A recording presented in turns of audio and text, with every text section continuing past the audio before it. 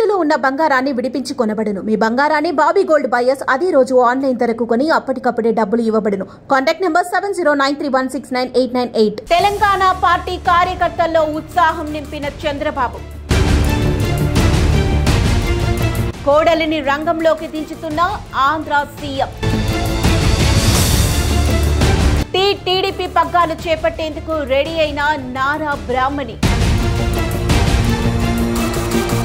Telugu Desam party effect Telangana పార్టీలపై ఎలా ఉండబోతోంది? మళ్లీ తెరపైకి తెలంగాణ సెంటిమెంట్. నమస్తే, వెల్కమ్ టు ఆధాన్. నేను దీప్తి మధుసూదన్ రెడ్డి. తెలుగుదేశం పార్టీ ఆంధ్రప్రదేశ్ రాష్ట్ర విభజన తర్వాత తెలంగాణలో తన పట్టును కోల్పోయింది అనే చెప్పాలి. 2014 ఎన్నికల్లో తెలుగుదేశం పార్టీ బీజేపీతో పొత్తు పెట్టుకుని ఆంధ్రప్రదేశ్లో అధికారంలోకి వచ్చింది. కానీ తెలంగాణలో మాత్రం కేవలం 15 సీట్లకే పరిమితమైంది. ఇక 2018 ఎన్నికల విషయానికి వస్తే తెలుగుదేశం పార్టీ మరింత దిగజారిపోయింది. ఈసారి కాంగ్రెస్తో పొత్తు పెట్టుకుంది. కేవలం 2 సీట్లు మాత్రమే తెచ్చుకుంది ఈ పార్టీ.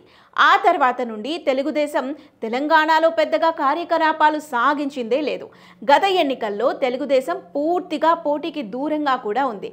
అయితే ఎన్నికల ఫలితాల తర్వాత మాత్రం తిరిగి తెలంగాణపై చంద్రబాబు దృష్టి పెట్టారు.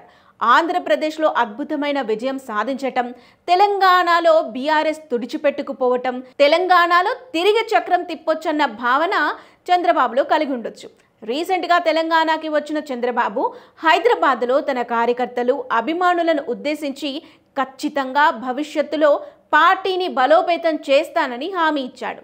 పార్టీ పురుడు పోసుకున్న తెలంగాణలో తిరిగి పార్టీని నిలబెడతానని అన్నాడు చంద్రబాబు. ఇప్పుడున్న పరిస్థితుల్లో తెలుగుదేశం తెలంగాణలో మునుపటి స్థాయిలో పుంజుకోవాలంటే చాలానే కష్టపడాల్సి ఉంటుంది. చాలానే సమీకరణాలు కలిసి రావాల్సి ఉంటుంది. అయితే నిజంగానే తెలంగాణలో తెలుగుదేశం పుంజుకొని ఒక స్థాయికి వచ్చిందని అనుకుందాం. ఒకవేళ అదే జరిగితే ఇది ఇతర పార్టీలకు లాభమా, నష్టమా? తెలుగుదేశం పార్టీ తెలంగాణలో ఎదుగుదల బీఆర్ఎస్, బీజేపీ, కాంగ్రెస్లపై ఎటువంటి ప్రభావం చూపిస్తుందో ఈ వీడియోలో తెలుసుకుందాం. ముందుగా బీజేపీ విషయానికి వస్తే తెలంగాణలో తెలుగుదేశం బలపడితే అది ఖచ్చితంగా బీజేపీకి ప్లస్ అవుతుంది. ప్రస్తుతం బీజేపీ తెలంగాణలో నూతనోత్సాహంతో ఉంది.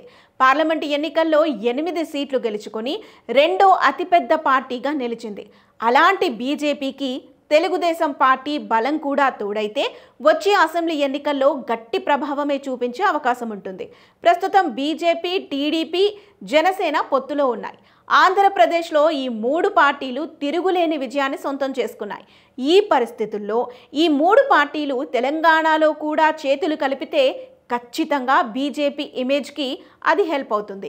ఈ విషయంలో పవన్ కళ్యాణ్ ఫ్యాక్టర్ కూడా గట్టిగానే కలిసొచ్చే అవకాశాలు ఉన్నాయి. 2024 ఫలితాల తర్వాత పవన్ కళ్యాణ్ ఒక ఫోర్స్గా మారారు.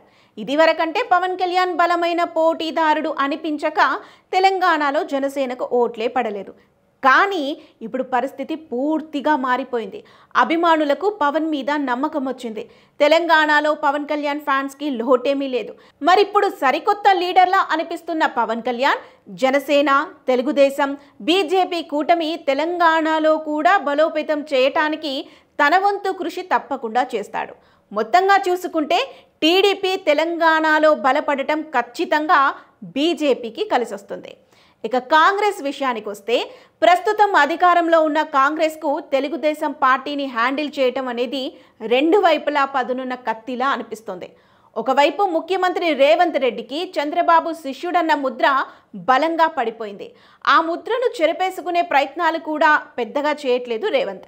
దీంతో ఇది కాంగ్రెస్కి కొంత వ్యతిరేకమయ్యే అవకాశాలే కనిపిస్తున్నాయి. దానికి తోడు 2018లో తెలుగుదేశంతో పొత్తు పెట్టుకోవటం కాంగ్రెస్కు భారీ నష్టాన్ని తెచ్చిపెట్టింది.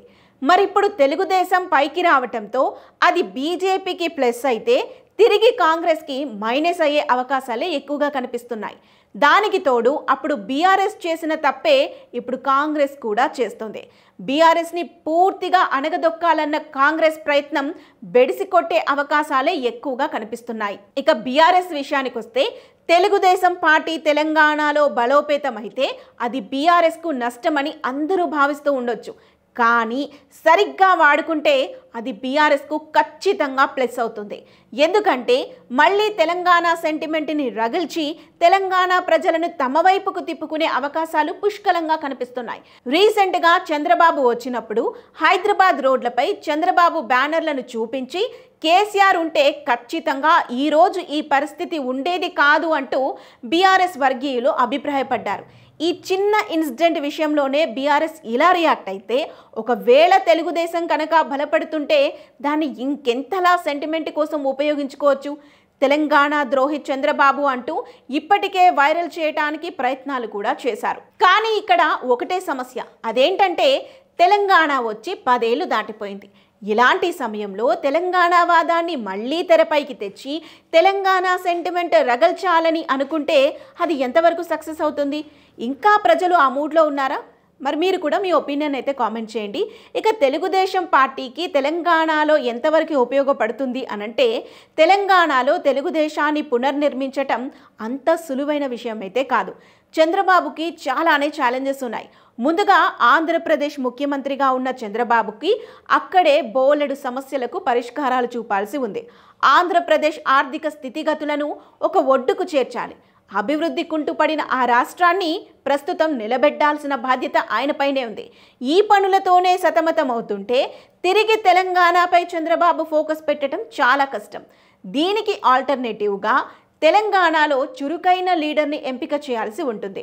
ఇప్పటికే ఉన్న సమాచారం ప్రకారం తెలంగాణ టీడీపీకి తన కోడలు బ్రాహ్మణిని వర్కింగ్ ప్రెసిడెంట్గా చేసే అవకాశాన్ని కూడా పరిశీలిస్తున్నట్టుగా తెలుస్తోంది.